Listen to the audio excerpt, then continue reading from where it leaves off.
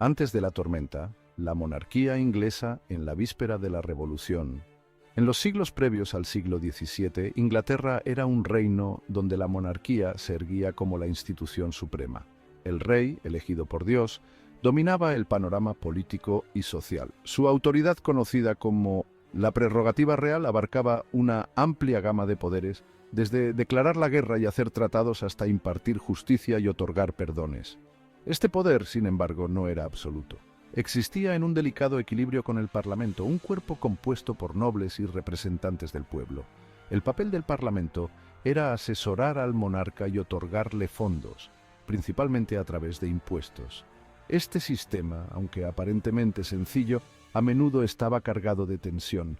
El equilibrio de poder entre la corona y el Parlamento se negociaba y redefinía constantemente. La fuerza relativa de cada uno dependía a menudo de la personalidad y la perspicacia política del monarca reinante. Un rey fuerte y decidido podía dominar eficazmente al Parlamento, mientras que uno más débil podía verse obligado a ceder a sus demandas.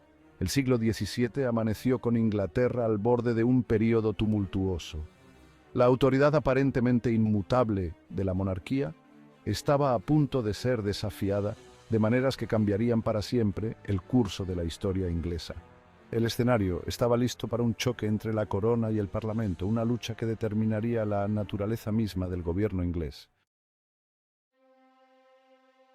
Los Tudor, maestros del poder y el legado. La dinastía Tudor, ascendiendo al trono en 1485 con Enrique VII, marcó el comienzo de una era de autoridad real sin precedentes. Surgiendo del caos de la Guerra de las Dos Rosas, los Tudor estaban decididos a consolidar el poder y establecer un control firme sobre el reino inglés. Enrique VII, un gobernante astuto y calculador, se centró en apuntalar las finanzas de la monarquía y reducir el poder de la nobleza. Utilizó hábilmente su prerrogativa real para enriquecer la corona y construir un tesoro formidable.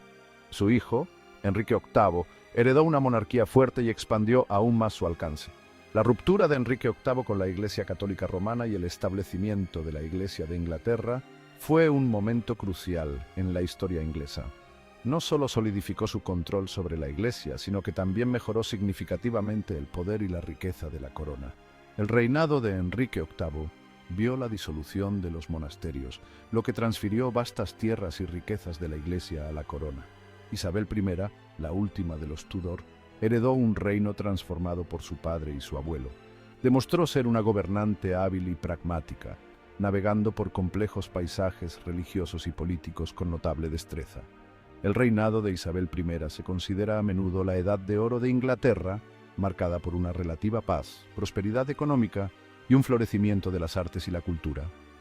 Bajo los Tudor, el Parlamento, aunque seguía siendo una institución importante, estaba en gran medida subordinado a la corona. Los Tudor, a través de una combinación de maniobras políticas, fuerza cuando era necesario y pura fuerza de personalidad, pudieron dominar al Parlamento y gobernar eficazmente como monarcas casi absolutos. Los Estuardo, una dinastía envuelta en conflictos. La transición de la dinastía Tudor a la Estuardo en 1603 marcó un cambio significativo en la relación entre la monarquía y el Parlamento. Jacobo I, el primer rey Estuardo, heredó una monarquía fuerte de Isabel I, pero carecía de sus instintos y tacto políticos. Su creencia en el derecho divino de los reyes, una doctrina que afirmaba que los monarcas derivaban su autoridad directamente de Dios, lo puso en curso de colisión con el Parlamento. El reinado de Jacobo I estuvo marcado por crecientes tensiones con el Parlamento, por cuestiones de impuestos, religión y política exterior. El Parlamento se resistió a los intentos de Jacobo de recaudar fondos sin su consentimiento y desafió sus políticas religiosas anglicanas altas. Se sembraron las semillas del conflicto, preparando el escenario para el tumultuoso reinado de su hijo, Carlos I. Carlos I, al igual que su padre, creía firmemente en el derecho divino de los reyes y estaba decidido a afirmar su autoridad sobre el Parlamento. Sus intentos de recaudar ingresos sin el consentimiento del Parlamento, junto con su persecución de los disidentes puritanos, avivaron las llamas del descontento. En 1642, Inglaterra se sumió en una guerra civil, enfrentando a los realistas que apoyaban al rey contra los parlamentarios, que se oponían a sus políticas. La Guerra Civil Inglesa fue un conflicto brutal y sangriento que destrozó la nación. Culminó con la derrota y ejecución de Carlos I en 1649, marcando un punto de inflexión radical en la historia inglesa. Sección 4. Los hanoverianos, equilibrando la monarquía y el parlamento. La restauración de la monarquía en 1660 con Carlos II, hijo de Carlos I, no significó un retorno al gobierno absoluto de los Estuardo. El interregno, el período entre la ejecución de Carlos I y la restauración de Carlos II, había visto a Inglaterra experimentar con una república bajo Oliver Cromwell, una experiencia que moldeó profundamente la conciencia política de la nación. Carlos II, muy consciente de las circunstancias que habían llevado a la caída de su padre, adoptó un enfoque más conciliador hacia el Parlamento. Reconoció la necesidad de trabajar con la legislatura, en lugar de contra ella. Sin embargo, las tensiones entre la corona y el Parlamento persistieron, particularmente en cuestiones de religión y sucesión. La Revolución Gloriosa de 1688, que vio la deposición de Jacobo II y la ascensión de Guillermo de Orange y María II, solidificó aún más el papel del Parlamento en el gobierno inglés. La Declaración de Derechos, aprobada en 1689, estableció la supremacía del Parlamento sobre la monarquía, limitando los poderes de la corona y garantizando ciertos derechos y libertades a los súbditos ingleses.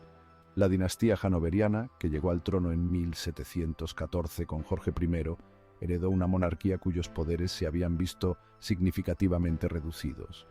Los monarcas hanoverianos, aunque todavía ejercían una influencia considerable, reconocieron la necesidad de gobernar en asociación con el Parlamento.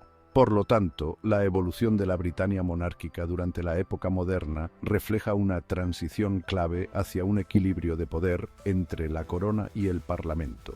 A medida que los monarcas vieron limitadas sus prerrogativas, el Parlamento emergió como la institución central en la política británica, estableciendo las bases de la monarquía constitucional que persiste hasta hoy.